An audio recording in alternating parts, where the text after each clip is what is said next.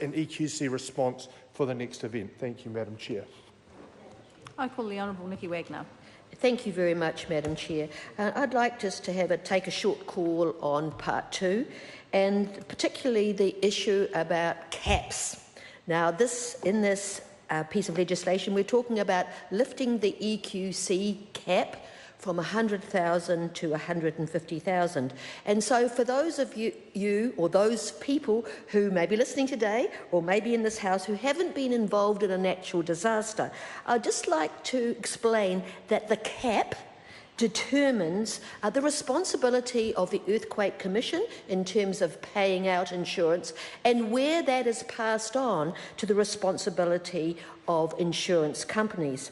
So it determines who pays, and actually who pays beyond the earthquake insurance and the insurance companies, because of course those companies are reinsured as well. So the cap is the first part that in this case, under the Christchurch earthquakes and the Kaikoura earthquakes, was $100,000 plus GST, and then after that it passed over to the insurance companies. So it was a gateway, and there was a huge amount of debate around this gateway, this $100,000. And because I think the issue was that as a gateway, it began a bit of a bottleneck. And so a lot of people were very concerned, would I be dealing with the Earthquake Commission because the amount of insurance I needed was less than 100,000, or would I be dealing with my insurance company? And to get through that gateway was the first decision that had to be made before people went on and got some action out of their insurance companies.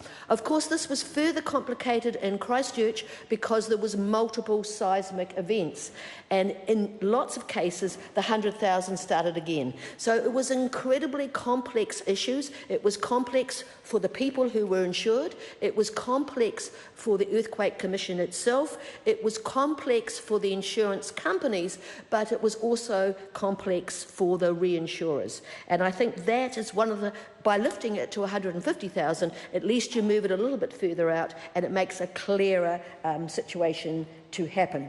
I'd also like to talk to, and so generally speaking, of course, we support it. This was part of the discussion document that we started back in 2012, and this is one of the first recommendations to increase the cap, because originally that 100,000 cap was settled right back in 1993, and of course costs have escalated since then. So that deals with the cap, but I'd also like to talk about Stuart Smith's SOP. That's SOP number 156. And this is about how you organise earthquake claims in the future. And it's relevant to the cap because, as I've said, the Earthquake Commission was the gateway to making a claim originally in Christchurch, and it still is now under this legislation. But what Stuart Smith is introducing is another method. And this was a method that we learned from Christchurch. It was a method that has been tested in Kaikoura and has tended to work well. So what Stuart Smith is putting in his SOP is the results of the learnings from Christchurch and some of the things that have worked well in Kaikoura. So what he's suggesting is, instead of the Earthquake Commission taking that claim, working their way through it, whether it's $100,000 or not, and then after that time, past that bottleneck, passing it on to the insurance companies, what we're suggesting is that the insurers, private insurers, begins the claim. And if that claim is over 150,000, it would be in this case, then it goes back to EQC. If it's under 150,000, it goes back to EQC. So it's turning the whole process round the other way.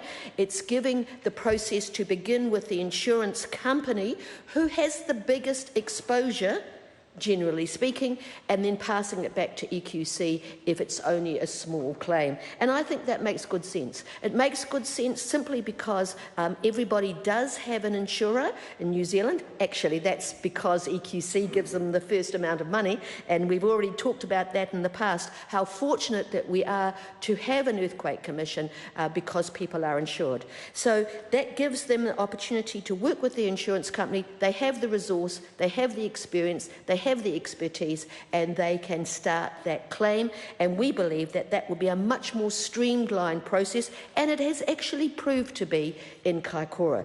So, Madam Speaker, I'm very keen to see this SOP supported. I think it's the right thing to do. Madam Chair. I call Jo Hayes. Thank you, Madam Chair. And I too want to add